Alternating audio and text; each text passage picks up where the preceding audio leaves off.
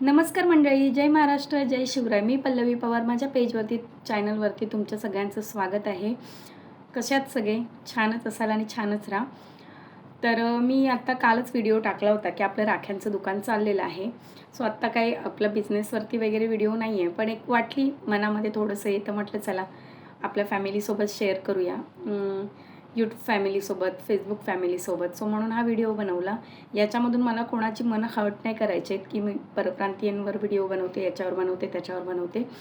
But मला जे वाटतं ना ते तुमच्यापर्यंत शेअर करायचं आहे. पटलं तर, आवडलं तर लाईक करा, नाहीतर विषय सोडून द्या. चला तर मग.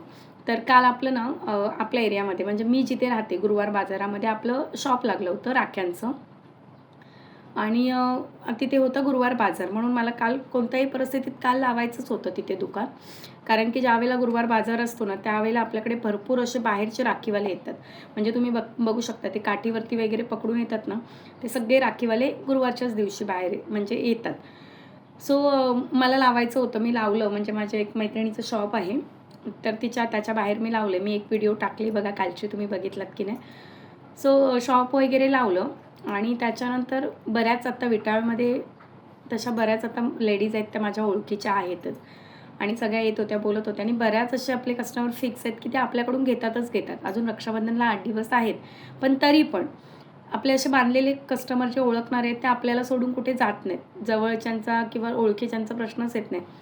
बाकीचे पण जे फक्त रक्षाबंधनमध्ये आपल्याकडे येतात, ज्यांना माहिती आहे आज 9 वर्ष झाले आम्ही स्टॉल लावतो, तर ती लोकं येतातच. सो काल ना एक लेडीज आली होती. ती मला बऱ्याच दिवसापासून ओळखते, बऱ्याच वर्षापासून ओळखते. एकदा दोनदा तर ती आपल्याकडून काम पण करायला घेऊन गेली होती. वाटेत कुठे पण भेटली तरी आवाज वगैरे मारणं, म्हणजे एवढी चांगली ओळख आहे. तिने राखी घेऊन दे नाही तर नको घेऊन दे, मला त्याच्याशी एवढा काही फरक पडत नाही. कारण की कसं असतं, आपण कोणावर प्रत्येकावर काही जबरदस्ती करू शकत नाही की माझ्या पूर्ण विटावा ओळखीचं आहे, मग पूर्ण विटाव्याने माझ्याकडूनच राख्या घ्याव्या, असं काही भाग नसतो. पण ते बोललेले शब्द असतात ते कुठेतरी मनाला घर करून जातात. तर त्या काल आल्या आणि मला राखी विचारली. तर मी त्यांना बोलली, ज्या राखीला त्याने हात लावला ती राखी ₹10 होती. सो मी त्यांना बोलली 10 वाल्या राख्या आहेत. म्हणजे ती लाईन पूर्ण 10 वाली होती. सो मी त्यांना बोलली, 10 वाल्या राख्या आहेत, 15 वाल्या आहेत, 20 वाल्या आहेत, जसं मी लावल्या होत्या तशा. तिने न घेऊन पुढे घेतली असती ना तरी मला काही हरकत नव्हती. पण तिने दुकानावरती येऊन तिने एकच वाक्य असं बोललं की ₹3 राखी तुम्ही ₹10 विकताय. बरोबर आहे. कदाचित तिला माहिती असेल, इन्फॉर्मेशन असेल की होलसेलमध्ये ₹36, ₹48, ₹60 पण भेटतात, ₹180 मिळतात, ₹216 डझन. डझनचे प्राईस सांगते. म्हणजे जर ₹36 डझन असेल तर ती राखी ₹3 पडते. मुळात ती राखी ₹36 डझनची पण नव्हती. जी मी लावली होती ती बऱ्यापैकी होती, छान होती. पण आता मला तिला एक्सप्लेन करावंसं असं वाटलं नाही. सो मी तिला म्हटलं, हो ना, आता ₹3 म्हटलं जर ₹10 नाही कमवले तर सीझनेबल धंदा आहे ना हा. कारण की वर्षातून एकदा रक्षाबंधन येते.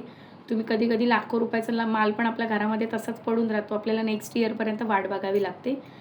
त्याच्यामध्ये परत इन्व्हेस्टमेंट करून परत ते सेल करावे लागतात. म्हणजे रिस्क पण असते. आणि मीच नाही, जिथे ₹2, ₹3, आता मी स्वतः होलसेलमध्ये राख्या विकते लोकांना ₹36, ₹48 डझननी. ती लोकं समोर पण ₹10, ₹15, ₹20 राख्या सेल करतात. सो ती मला पटकन बोलली, बोलते, ₹3 राखी तुम्ही 10ने विकताय. म्हटलं हो ना, काय करणार आता, व्यवसायाचं आहे म्हटल्यानंतर असंच करावं लागतं.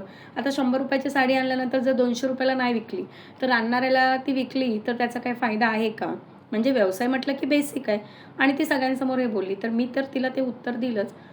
पण माझ्याच थोडंसं पुढे 4 पावलं ती गेली. म्हणजे तिला घ्यायचं तर नव्हतंच, पण ती अशीच ती बोलून गेली. काय-काय लोकांची सवयी असतात ना, म्हणजे मराठीच मला वाईट ह्या गोष्टीचं वाटलं की ती बाई मराठी होती.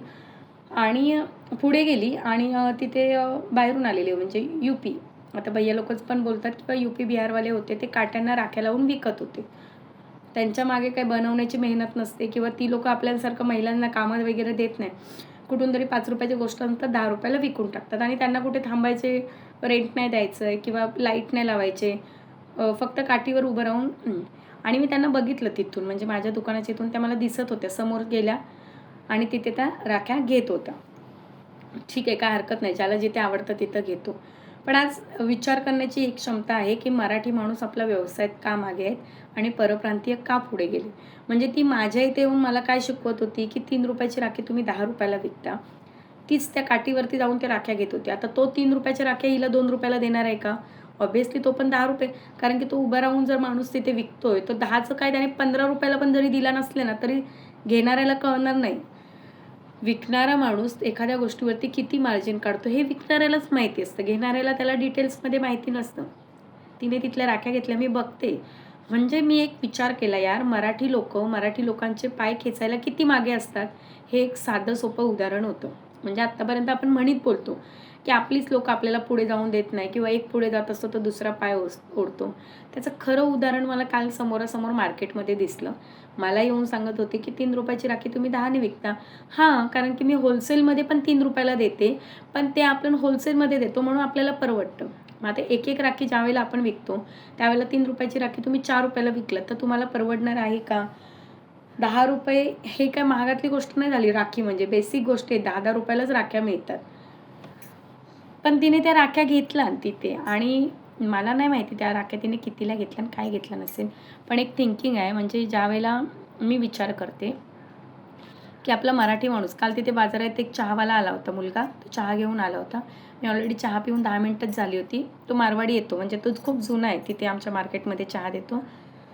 पण त्या मुलाला बघितल्यानंतर मला असं वाटलं तो मराठी आहे. मी त्याला विचारलं, म्हटलं मराठी आहे का रे? बोलतो हां. म्हटलं ते एक चहा दे 10चा.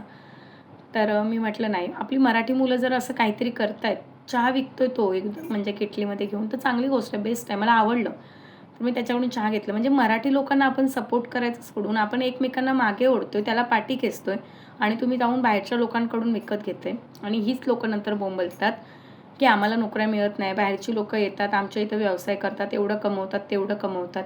त्यांना कमवायला त्यांना देतंय कोण? ही गोष्ट लक्षात येत नाही किंवा हे लॉजिक तुम्ही बघत नाही आहेत. तर ही परिस्थिती आहे आपल्या महाराष्ट्राची. त्याने राखी घेऊन दे नाही तर नको घेऊन दे. माझं काही फारसं नुकसान झालं नाही. 30-40 रुपयांनी मला काहीच फरक पडणार नाही. कारण की आपल्याकडे बरीच अशी लोकं आहेत, मराठी लोकं पण आहेत बरीच आपल्याकडे, की जे आपल्याकडे येतात. पण काहीच मराठी लोकांचे विचार असे असतात, ते मला तुमच्यापर्यंत शेअर करावेसे वाटले, सांगावेसे वाटले, की अशी थिंकिंग लोकं ठेवतात ना, म्हणून आपण अजूनपर्यंत मागे आहोत. मला हे तुम्हाला सांगायचं होतं. सो चला, हा होता माझा कालचा एक छानपैकीचा अनुभव, एक्सपिरियन्स जो मी तुमच्यापर्यंत शेअर केला. कसा वाटला तुम्हाला नक्की सांगा. मी कोणाला याच्यावरून टार्गेट करत नाही आहे किंवा काही नाही. सगळेच माझे म्हणजे परप्रांतीय असून दे, महाराष्ट्रीयन असून दे, सगळेच आपले बंधुभावच आहेत. पण कुठेतरी आपल्या महाराष्ट्रात जर आपल्याला लोकं सपोर्ट करत नाही आहेत, तर या गोष्टीची थोडीशी खंत वाटते मनाला, की माझ्याकडे मग परप्रांतीय लोकं म्हणजे यूपीवाले, मद्रासी लोकं जे आमच्या इथे राहतात, तुम्हाला सांगते उडीसावाले, बेंगोली लोकं राहतात, मारवाडी लोकं राहतात, ती माझ्याकडे बऱ्यापैकी राख्या घ्यायला येतात. तर मला पण छान वाटतं, की चला ती लोकं आपल्याकडून घेत आहेत. म्हणजे आपण पण त्यांना व्यवसाय देतो, तर आपल्याला पण एक दिवस मिळाला पाहिजे ना, की ती पण आपल्याकडून काहीतरी खरेदी केली पाहिजेत. आपला पण व्यवसाय झाला पाहिजे. ही थिंकिंग आहे म्हणून मला ठीक वाटतं, की चला वर्षाच्या 12 महिने आपण त्यांच्याकडून सगळ्या वस्तू खरेदी करतोय. एकदा त्यांनी आपल्याकडे एक वस्तू खरेदी केली तर काही मोठं पहाड नाही केले. पण आपलीच लोकं अशी वागतात ना, त्यावेळेला जरा इथे थोडंसं लागतं. तर चला, व्हिडिओ आवडला तर शेअर करा. वाईट काही कमेंट्स करू नका. नाही आवडला तर विषय सोडून द्या. भेटूया पुन्हा नेक्स्ट व्हिडिओमध्ये. तोपर्यंत सगळ्यांना जय महाराष्ट्र, जय शिवराय.